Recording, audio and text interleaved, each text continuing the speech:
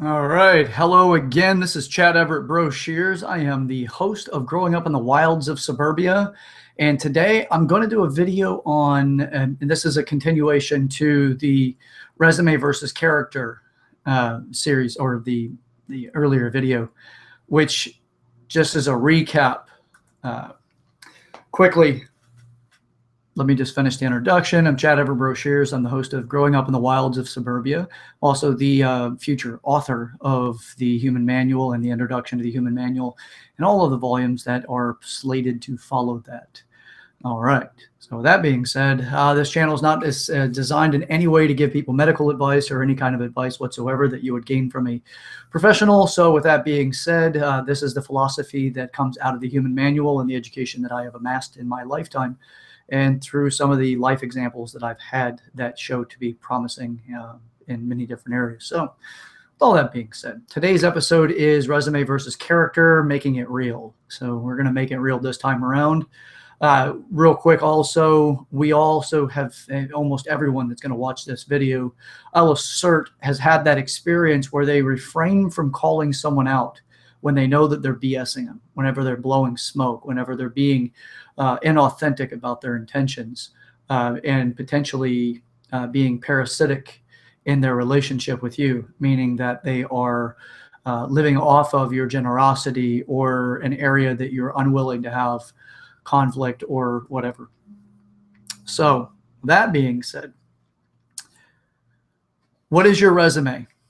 Your resume is what you tell people that you're going to do. Just imagine, if you will, the first dates that you've been on for people that have been out dating, which is the majority of people that I know that have had a dating life. They meet somebody and that person tells them the world about how great they are.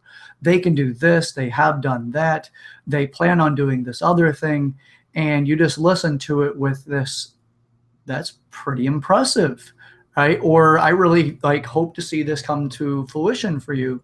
Or, you know, especially if they're trying to sell it to you like as if they were trying to get a job, like you would really use a resume for. We do this regularly with other people to gain clout or to gain some degree of privilege with that person. So you're out on this date, they tell you all these wonderful things, now it's your turn. Do you tell them absolutely everything is 100% truth from not only your perspective, but other people's perspectives about your past? Or do you tell them the wishfulness that you think that your intentions were laced with all of these wonderful intentions, with all of these wonderful ideas, and it didn't quite work out yet, but it's not as black and white as you tried setting out and it was a villainous thing or something like that, or somebody else considered that something you did being unvirtuous, right, or a vice-driven thing. Most people don't have conversations like this. Most of the time you get what you would get as if you were the boss and you posted this new job, and this new job actually paid a pretty good salary, and you got a lot of people sending their resumes. Then you sit down and the person tells the world about themselves. Very few will tell you all of the drawbacks or the things they consider to be faults of their character, or things that they find that are ineffective in their development or their abilities to produce. They'd rather tell you, yes, I am absolutely masterful at Excel and all Microsoft Office tools and programs. I am capable of doing, 500 words a minute or whatever nonsensical idea they're going to give you. And you have to sit there and sift through multiple people doing this. You see, with this position, you would actually almost certainly start off with, if you're a seasoned boss, which in this example you ought to be by the position, then you would look at it like, I've sat with people like you before, you're run-of-the-mill, what makes you different? Why should I invest in you because you're supposed to invest in us and become an asset, not a liability to our company? How do I decipher that? So that's the resume value. The character is its truth, and that's what they're seeking, is the character truth. So as we seek truths, our character truths of our other people, like in dating, one of the reasons why we have so much upset in dating is that the person doesn't live up to what they said they're going to on their side. And then there's also what we fill in the blanks by with the person that did end up becoming your partner or your significant other or whatever. If whatever they don't tell you in the beginning, we have a habit of filling in the gaps. Oh, okay, that's what's going to make sense here. they didn't say anything about that, but because they agree with me on this topic and that topic, so they like the same type of people I like to hang out with. They have a fairly lucrative job. They, whatever, right? There's these things that are lining up with the way you see the world or the way that you prefer to interact with people. And then you have what they haven't said, but because there's a connective value in some of the other things that they do that are like-minded, and you're kind of happy to find that in another person, you start to default that they're going to enjoy certain things that weren't spoken about. Like maybe you talked about family, maybe you talked about your company or your businesses or whatever you're involved with. Maybe you talked about your education, but you never talked about politics, religion, sex. There's other things. Usually in early stages of dating, people do get around to talking about sex fairly quickly. But in this scenario, the resume it's a pretty extensive resume, and most people become very wishful. They're not attached to it as a sterile position, kind of like a job. They're attached to it like as if this person's going to make their life complete, or this person's going to really thrust them into their future or into your future. So that's the resume value. The character is the truth.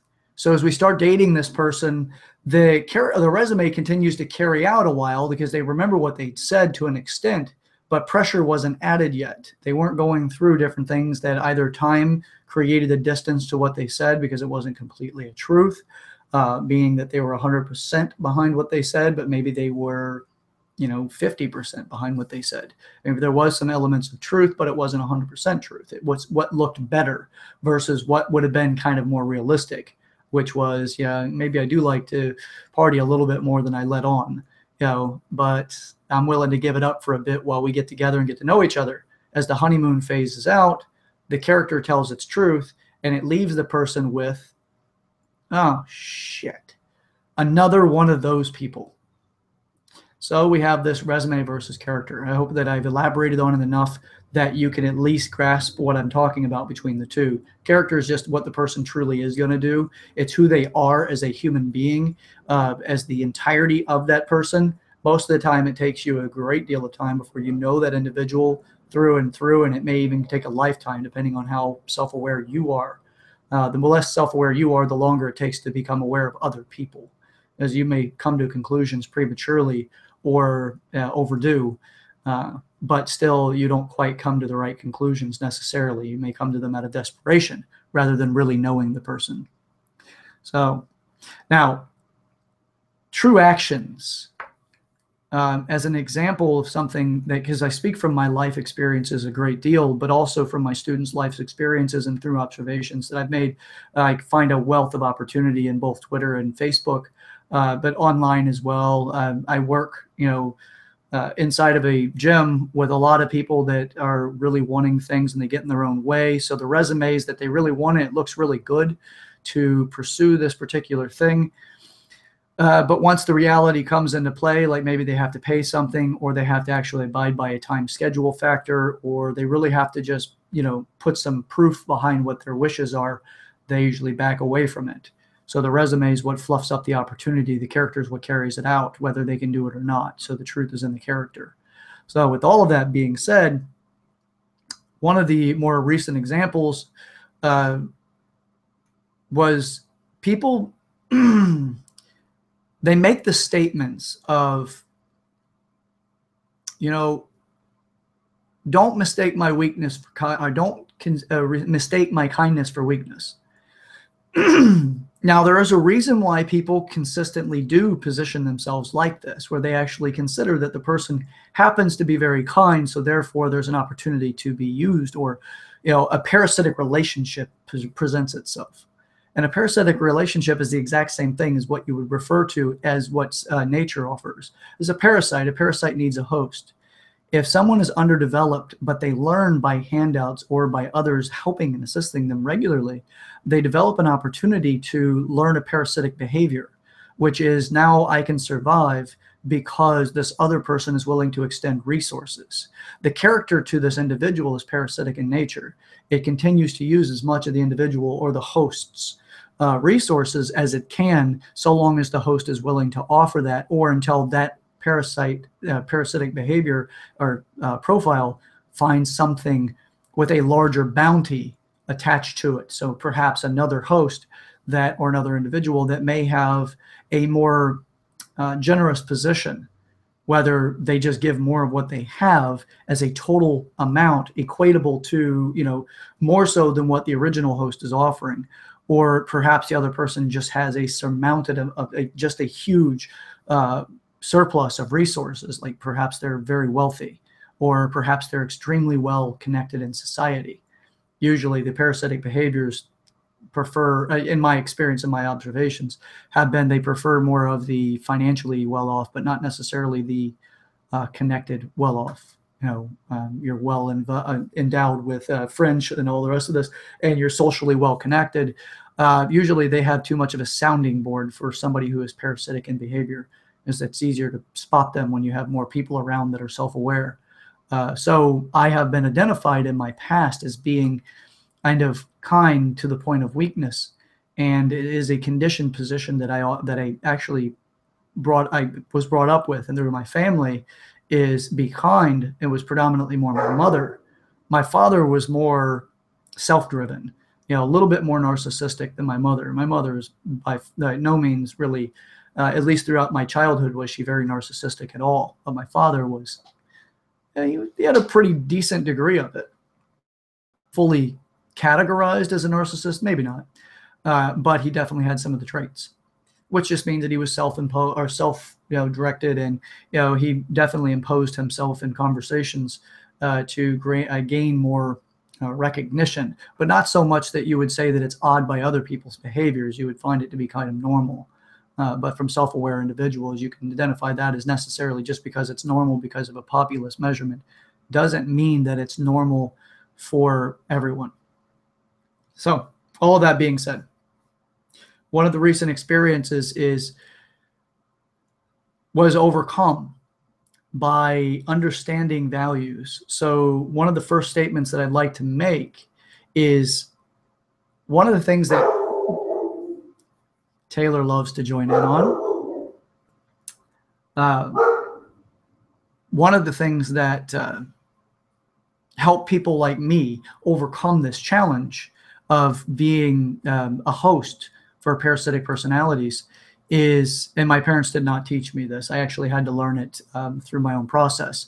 By the way, also I have overcome on my own, as I chose on my own to overcome social anxiety, debilitating social anxiety throughout my teen years, and to the point where I had anxiety attacks, and but I didn't want to go the medical route and be medicated for it. So I overcame it, but I took an abrasive approach to overcoming it. I went directly at what caused the anxiety and became I desired the outcome of the adrenaline boost that I would get out of going up to people I didn't know and introducing myself, where even if I partially knew somebody and I didn't really necessarily know their name, but we were familiar with each other's faces, I'd still feel anxious around that person. So these are techniques that I developed at a young age to overcome these challenges.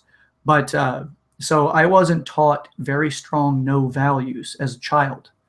Now, as a child, you learn a no value. A child actually knows a no value very easily, but usually parents interrupt it. So like say that a push motion is a non-acceptance, which is a no. It's a non-communicative no, or it's a non-verbal no.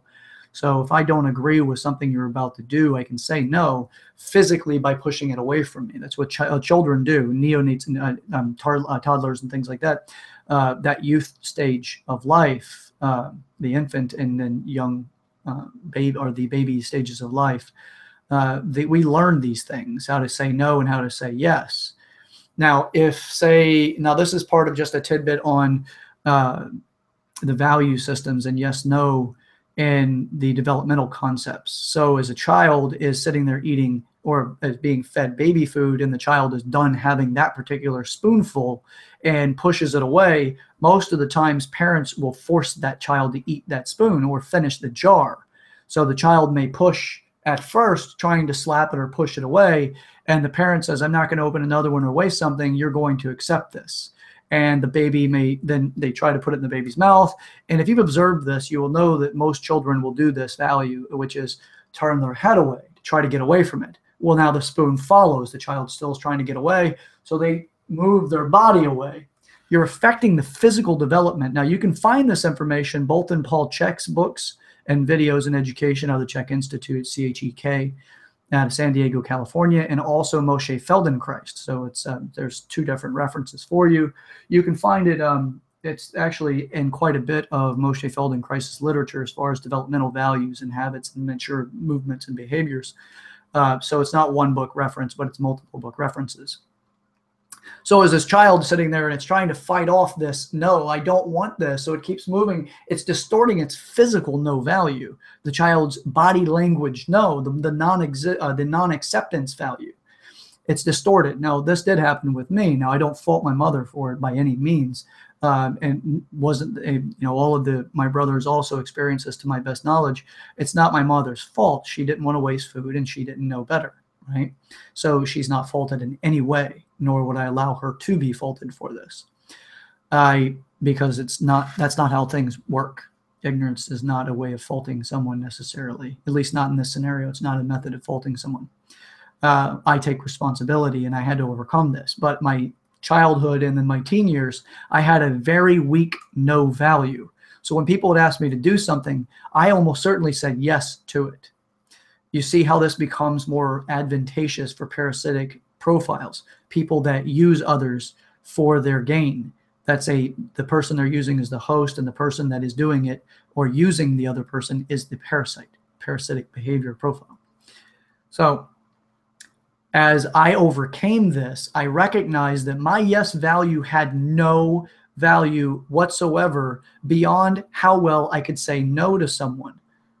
So say it again, my yes value had no more value than my no. So when somebody would say, Chad, would you do this? I would want to say no, but I didn't know how to say no and still be accepted without ramifications or conflict or whatever. I would say yes without really wanting to do it. Now, you see, when you say yes to a lot of requests, you don't have enough time to even take care of yourself, let alone take care of the requests that are being made of you, especially if you're really opened up and people know you to be the yes person. So I continued to say yes. Now, I didn't follow through on that. You see how the yes had very little value compared to the no, because the no, with equality to the no, I couldn't say no, therefore my no had no value. The same thing as my yes. My yes had no value because I didn't know how to say no to what I didn't want to do. It took me decades to overcome that. Now, I was doing it on my own until I was introduced to this particular viewpoint on human behaviors and developmental aspects. And then I actually used that to really move myself forward. But it was a very slow process because I didn't have a whole lot of clarity on putting it into terms like this. So I was learning to say no, but I was resenting others in it. I resented myself when I would say yes to people. I was wearing myself down. I had a lot of internal dialogue, a lot of conversation. If you've seen one of my past videos on this, I have very little internal dialogue now. Very little. I don't need to sit down and force myself to meditate because I'm in a idle mindset most of the time, unless I'm entertaining an idea that I want to progress on. But most of the time, I just do it rather than just sit around and think about doing it. You see, that reduces your processing units, your CPUs, which is a computer processing units. You're reducing how much information that has to deal with on a daily basis, which means it's easier to progress into your ideas of success than it is to sit back and say, don't know how to do this right now because I don't have enough time for me, let alone for that. And you got all of these conversations and self-doubt and all the rest of the stuff that comes into the mental mindscape, the mental landscape, and you don't really know how to really process through it. So you keep trying to process, but it's not really easy. It's very challenging to process your way through that. So you see with this entire approach, if you start learning to say powerful no's, your yes gains more value because whenever you do elect to say yes to somebody, that yes is something you truly plan on following through on. Now, it takes a little time. In the beginning, you're going to say no, and you're going to feel really awkward or bad about it. And you're going to feel like you did something wrong by saying no, almost certainly. And then when you do say yes, you may have such a habit of putting that off and procrastinating it. But ultimately, you will get better at it. And you don't have to worry about not doing it to perfection the first time. You will do it perfectly the first time. You just won't do it to perfection. Perfection is somebody else's position, something else that is not yours. So perfection is also part of a goal that you wish to accomplish. But being perfect is where you are currently. Everything you've done has gotten you to this point, which means therefore it is perfect because it is the way it occurred. Now, hopefully that's not too much philosophical positioning and linguistic values of recreating NLPs and right neuro-linguistic programming. It does work too at times. Okay. So with all of that being said, you see, I was able to stand powerfully in my no many times now in my adult life. Whenever somebody requests something of me and I say no about it, the value is that I believe my no and I back my no. Now, my yeses are completely authentic, the same as my no's are completely authentic. If I say yes to something, I truly mean yes. I don't mean yes because I don't want to look bad. I mean yes because, okay, cool, let's do it. If I say no, I don't say no because somebody else may think it'd make me look weak or make me look bad or whatever. I say no because I don't want to do it. So you see with this is my no has strengthened to the point that it is making people understand my character and not viewing me as a procrastinator, not viewing me as anything negative. Anything, it can be negative because if they hear a no and it's against what they wish for me to accomplish, but that's okay. I don't live my life for them. I live my life for me. So I'm not a slave to other people's viewpoints. I'm not a slave to political correctness. I'm not a slave to idiotic ideologies. I am a free thinker. So therefore, I have the ability to live my life the way I wish to live my life and create my life the way I wish to create my life. But if this is what you want to do, you absolutely need to understand how to say no to somebody. You also need to understand how to say yes authentically. The same as no authentically. You absolutely need to know it. If not, you'll forever be stepped on. You will forever be taken advantage of. You'll be forever used because the parasitic profiles, the psychological profiles, they're out there. They're not going away because there is a source to sustain them. It is a way of seeing life. Now, I'm not saying the parasitic profile is also a negative thing. Negative to being a bad or an evil thing in that context. It is a less effective thing, in my opinion, because my life is self-created and I will have my life the way I want it to be. And I will take every lesson that comes along that offers me the understanding of how I want my life to be a certain way and what limitations I have in my current knowledge skill sets, my abilities of experience. Then I will adjust that accordingly and take that lesson without the connotation of being good or bad or, evil or whatever the bullshit somebody wants to utilize. I'd rather look at it like, okay, there's something that I don't know and there's some other effective way of doing this. I look for what is the most effective means of achieving a specific goal with causing the least amount of impact against other people, meaning against their necessarily against their desires of success, unless that understanding of success, of course, is ill-conceived and requires that it comes off of my resources. So the parasitic mindset doesn't do well with me anymore. It used to thrive with me. I was a great host. Now it finds that I'm vaccinated. If that works for you, I'm vaccinated by a strong no. I'm vaccinated by an authentic yes. I am as authentic as I possibly can be to this point in time with my abilities and skill sets and self-awareness. I intend to stay that way. And it's a daily practice, as well as in order to live into the desires that I have for my future. It does require that I have a strong yes-no value. It requires that I'm as authentic as possible. It requires that I do not hide behind the idea of looking good or looking bad. It requires that I am directly congruent with my desired future. If finances are dragging, then I need to make sure that I put direct focus on that and not be too fanatically attached to daydreaming about the way I want my life to be. I already have the structural basis, the understanding, the blueprints of my future, the what I want to experience. I don't need to sit around and daydream about it anymore.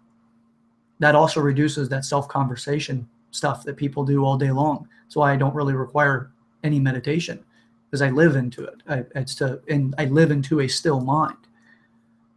So with that, I have a free CPU, meaning that as soon as I get any kind of information, I can process it very quickly and move through that in order to achieve the outcome that I'm looking for, which is to be more effective at whatever it is that I'm doing. So if you want to be in a position like this, the best thing to do is get started on correcting and strengthening your yes/no values. First off, focus on your no values. There is another side to it. It's not as common, where people say no more often than they say yes.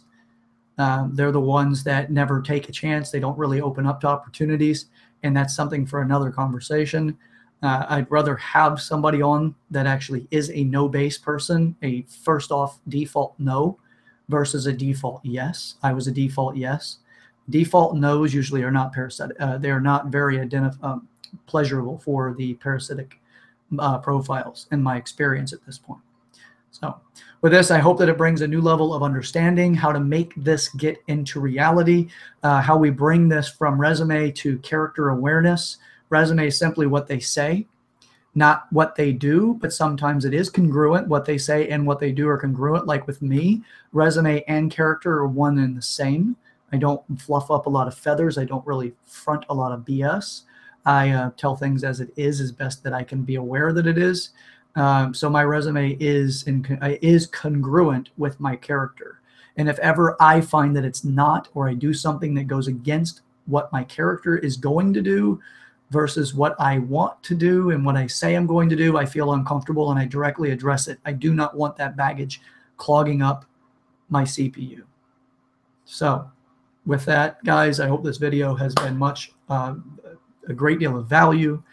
I really hope to hear some feedback from you guys. Also, you can like and subscribe. I highly encourage that. It's always nice to know that somebody gives a damn about what's going on in somebody else's life, especially somebody that is trying to make a difference in the world for everyone's benefit, not just my own benefit or one person's benefit. With that, guys, again, thank you very much. This is Chad Everett Brochures. I am the host of Growing Up in the Wilds of Suburbia.